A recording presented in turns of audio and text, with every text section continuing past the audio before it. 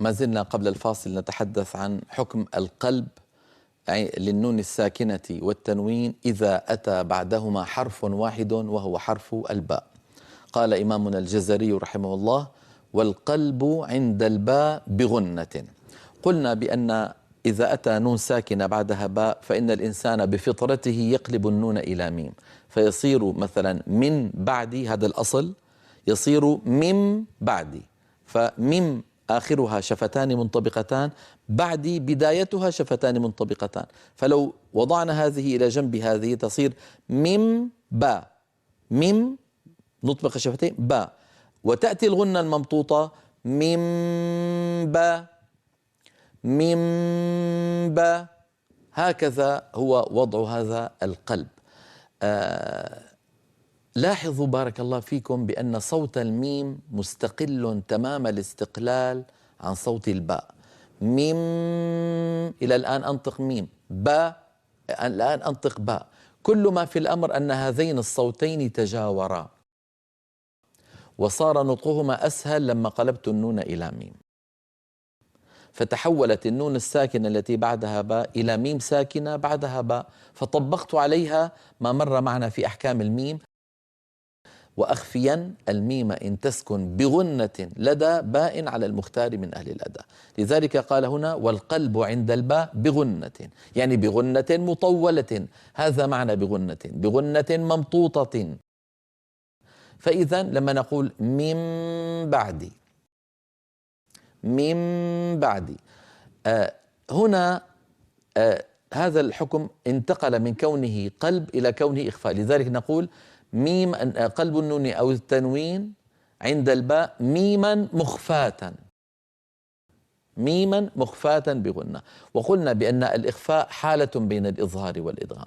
الأصل أن أقول ميم باء، ميم باء، فأطبق الشفتين مرتين، مرة للميم ومرة للباء. الآن أنا أطبق على ميم وأجافي عن باء، ميم باء. إعمال الشفتين مرة واحدة في حرفين هذا يشبه الإدغام.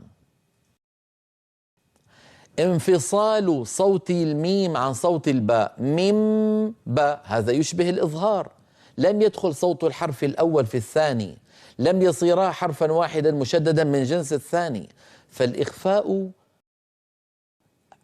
فيه شبه بالإظهار في كون صوت كل من الحرفين ما زال مفصولا عن الآخر، لم يدخل الأول في الثاني. وفيه شبه بالإدغام من حيث إن المخرج ارتفع ارتفاع واحد عن الحرفين، أطبقنا على ميم وجافينا الشفتين عن باء. هذا العمل هو الذي يكون في حال القلب. نرى اللوحات التي تتعلق بهذا الموضوع في برنامجنا. نرى بيت ابن الجزري وهو البيت 68. قال رحمه الله: والقلب عند الباء بغنة، بغنة معناها مع بغنة مطولة أكمل ما عفوا ليست أكمل، كاملة، بغنة مطولة كاملة. ثم قال: والقلب عند الباء بغنة كذا الإخفاء لدى باقي الحروف أخذ. هذا الإخفاء الحكم الرابع سنتحدث عنه في الحلقة القادمة بإذن الله.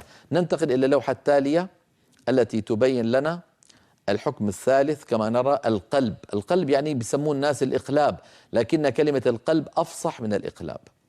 هو لغة تحويل الشيء عن وجهه. إذن في اللغة إذا قلنا قلب فلان ثوبه، قلب كذا، معناها حوله عن وجهه.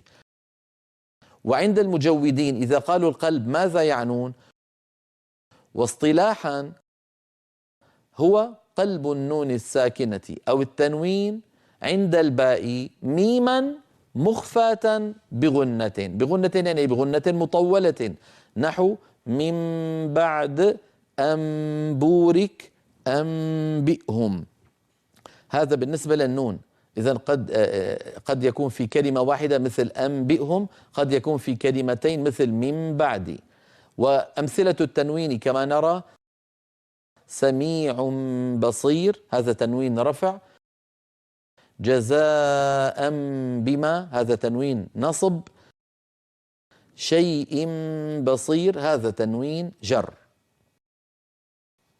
إذن التنوين قد يكون مرفوعا أو منصوبا أو مجرورا، لا يهمنا، المهم أننا نقلب التنوين ميما، سميع بصير، جزاء بما شيء بصير. ونرى الصورة التي تبين شكل الشفتين عند نطق الميم المنقلبة عن نون، ويكون بانطباقهما على بعضهما دون مجافاة ولا كز، لا نجافي ولا نكز الشفة على أختها.